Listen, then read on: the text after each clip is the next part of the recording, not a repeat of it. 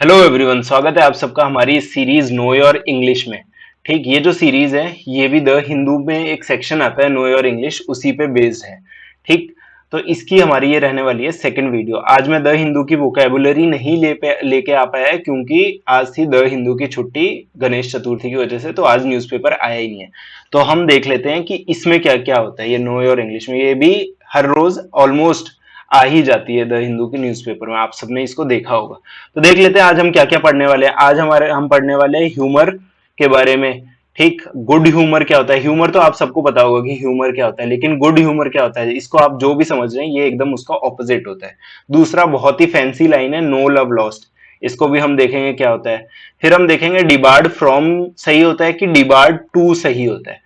देखिए जो फ्रॉम है और टू है, इन दोनों में से यहाँ पे मैंने टिक लगा रखा है और यहाँ पे क्रॉस लगा रखा है ताकि आपको याद रह जाए कि कहीं पे भी आप डिबार्ड के बाद फ्रॉम पढ़ोगे तो वो सही होगा और डिबार्ड के बाद टू पढ़ोगे तो वो गलत होगा। ये एरर स्पॉटिंग का बहुत ही इंपॉर्टेंट क्वेश्चन है। ठीक, तो यही सब हम आज की वीडियो में पढ़ने वाले हैं। अगर आपको ये वीडियो पसंद आए तो इसे लाइक करें, शेयर करें। अगर चैनल को अब तक सब्सक्राइब नहीं किया तो सब्सक्राइब कर लीजिए, बेल आइकन दबा लीजिए। रोज सुबह हमारी द हिंदू की वोकेबुलरी सीरीज की वीडियो अपलोड हो जाती है। चलिए तो देखते हैं अपनी आज की वीडियो को स्टार्ट करके। देखिए ये है हमारा नो योर इंग्लिश का जो सेक्शन है। अब हम इसको सारे को पढ़ेंगे और देखते हैं इसमें क्या क्या लिखा है। सबसे पहले ये कन्वर्सेशन है एक बच्चे और उसके टीचर के बीच में, और जो टीचर है वो उससे पूछता है कि उसके फ्रेंड का क्या हाल है, क्योंकि उसका फ्रेंड शायद तबीयत उसकी खराब है। ठीक, तो यहां से हम यहां तक देखने वाले हैं कि इसका मतलब क्या होने वाला है। सबसे पहले क्या है, गुड मॉर्निंग सर। ठीक, good morning good morning, how is Raju, Raju कैसा है। He is fine sir, I like him very much, मतलब मेरा वो बहुत अच्छा दोस्त है, मुझे वो बहुत पसंद है। देयर इज, यहां से आप ध्यान दीजिएगा, there is no love lost between us, हमारे बीच में कोई लव लॉस्ट नहीं हुआ है। ठीक, अब ये जो स्टेटमेंट है इसका मतलब हम देखने वाले हैं। तो अब टीचर क्या बोलता है, वॉट डू यू मीन, मतलब क्या बोलना चाहते हो तुम। तो जो बच्चा है वो कहता है I mean I like him very much sir, मतलब कि मुझे वो बहुत पसंद है। कौन, राजू। ठीक, but why do you say there is no love lost between us, तो तुमने ऐसा क्यों बोला कि हमारे मतलब there is no love lost between us. तो जो बच्चा है वो कहता है I mean sir, I mean it sir, कि मैं इसलिए बोला क्योंकि मैं उसको मीन करता हूँ, मैं उसको मानता हूँ कि हम दोनों बहुत अच्छे फ्रेंड्स हैं और हम दोनों एक दूसरे को बहुत पसंद करते हैं। ठीक, तो we have not lost any love between us, we like each other. ठीक, हमारे बीच में कोई प्यार खत्म नहीं हुआ है, हम दोनों एक दूसरे को बहुत पसंद करते हैं। तो there is no love lost between us doesn't mean that, जो टीचर है उन्होंने क्या बोला कि ये जो लाइन है there is no love lost between us, इसका मतलब डजेंट मीन दैट, इसका मतलब वो नहीं होता जो तुम कह रहे हो। इसका मतलब क्या होता है, देखिए इसका मतलब होता है वी डिसलाइक ईच अदर, हम एक दूसरे को पसंद नहीं करते हैं, हम एक दूसरे को अच्छा नहीं मानते हैं। ठीक, तो so be careful when you use it, ध्यान से इसको यूज करना। There is no love lost between the two groups, ये अगर ये बात बोलोगे तो इसका मतलब क्या होता है, that two groups don't like each other. ठीक, डोंट लाइक ईच अदर, इसका मतलब ये नहीं होता कि वो बहुत अच्छा एक दूसरे को पसंद करते हैं। ठीक, तो अब बच्चा क्या बोलता है, I am most surprise sir, मैं बहुत ही ज्यादा सरप्राइज हुआ। So it means the opposite of what is says, तो मतलब इसका ये एकदम ऑपोजिट है जो ये कुछ कहता है। तो सही बात है। अब टीचर क्या बोलता है, yes you are right but keep in mind what it means, अपने दिमाग में रखना ये क्या बोलता है। तो हमने यहाँ पे क्या सीखा, no love lost between us का मतलब क्या होता है कि हम एक दूसरे को क्या करते हैं, डिसलाइक।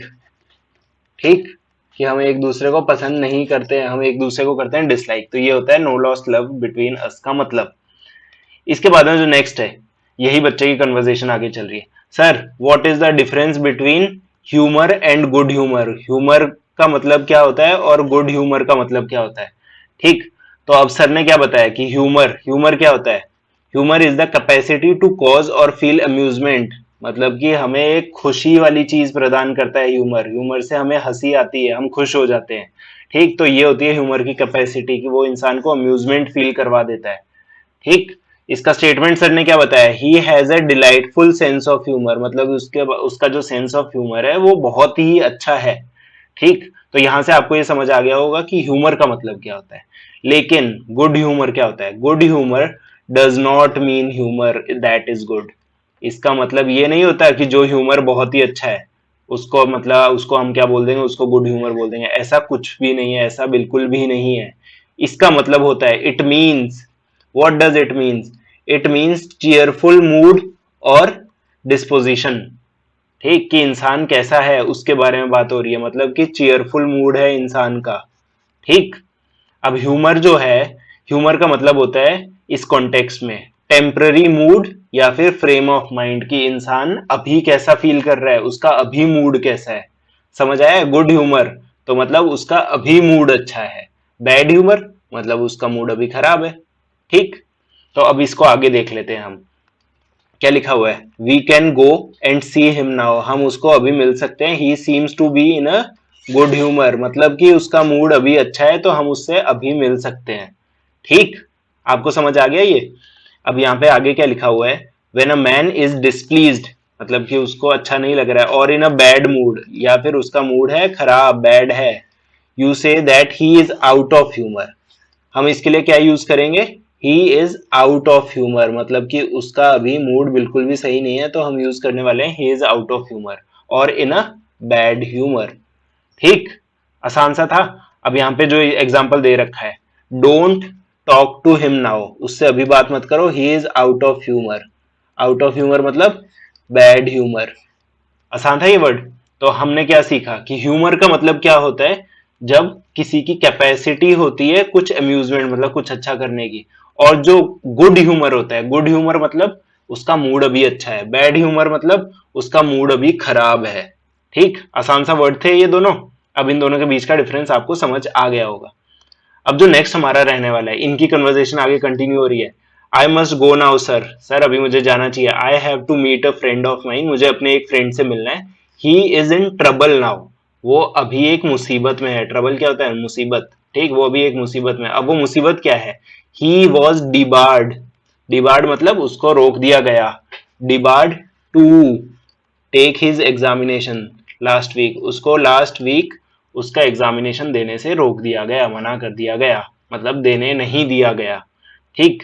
तो अब क्या होता है, आप सबको भी पता है, अगर आपके स्कूल में या कॉलेज में जहां पे भी आप लोग हैं, वहां पे जो भी अटेंडेंस का इशू होता है, मतलब कि क्या होता है कि आपको 75% मेंटेन करनी पड़ती है, वरना आपको क्या कर देते हैं? डिबार कर देते हैं, आपको एग्जाम नहीं देने देते। ठीक। तो यहाँ पे क्या है?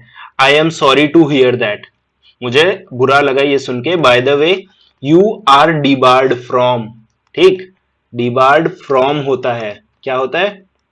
Debarred from taking the examination, not debarred to take the examination. ठीक, तो यहां पे आपने क्या समझा कि ये जो डिबार्ड है, DEBARRED, डिबार्ड है, इसके साथ में फ्रॉम आएगा। ठीक, इसके साथ में टू नहीं आएगा।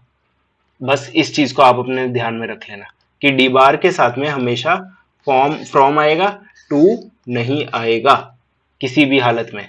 ठीक, तो he is debarred from taking examination and not to take the examination. Debar goes with from, debar के साथ हमेशा फ्रॉम आता है, डी बार के साथ में कभी भी टू नहीं आएगा। इन सर्टेन कंट्रीज, कुछ कंट्रीज में, ये एग्जांपल दे रहे हैं, in certain countries women are debarred from voting in elections. बहुत सारी ऐसी कंट्रीज है जहां पे औरतों को इलेक्शंस में पार्टिसिपेट करने का मौका नहीं मिलता, मतलब कि उनको वोट करने का मौका नहीं मिलता है। ठीक। दूसरा example, he was debarred from attending the meeting, मतलब उसको मीटिंग अटेंड नहीं करने दी, तो यहाँ पे क्या आ रखा है? Debarred from. ठीक, डिबार्ड टू तो नहीं लिखा, हमेशा फ्रॉम आएगा, टू नहीं आएगा। बस इस चीज का ध्यान रख लेना। Sir how do you pronounce the word sword? ठीक, तो अब जो हम इसको क्या बोलते हैं? हम इसको बोलते हैं स्वॉर्ड, है ना? स्वॉर्ड, है ना? तो बस इस चीज में आपको क्या ध्यान रखना है, ये जो डब्लू है ना इसमें स्वॉर्ड में, वो नहीं आएगा, शुड बी कट ऑफ। हम उसको डब्लू को नहीं बोलेंगे। स्वॉर्ड कैसे राइम करता है? बोर्ड, जैसे हम बोर्ड बोलते हैं और फोर्ड बोलते हैं, वैसे ही हम क्या बोलते हैं? सोड। ठीक है, सोड। ठीक, तो हमेशा रिमेंबर, हमेशा always remember that W in sword is silent, तो इसको आप क्या बोलोगे? स्वॉर्ड बोलोगे। ठीक, तो बस यही है। यहाँ पे उन्होंने क्या बोला, let stop here, good bye, thank you sir, good bye. तो हमारा को भी यहीं पे स्टॉप करना चाहिए, हमारा भी गुड बाय। तो बस आपको क्या क्या समझ आया, डी बार्ड के साथ में आएगा फ्रॉम। सॉर्ड में क्या है, जो हम डब्लू बोलते हैं, हम सबको आदत होती है, हमें कभी नहीं सिखाया गया होता कि ये डब्लू साइलेंट होता है, हमें स्वॉर्ड बोलना सिखाया गया है, लेकिन ये क्या होता है, सॉर्ड होता है। ठीक, बस यही था इस वीडियो में। वीडियो पसंद आई तो लाइक करें, शेयर करें, सब्सक्राइब करें। मिलते हैं अब अपनी अगली वीडियो में।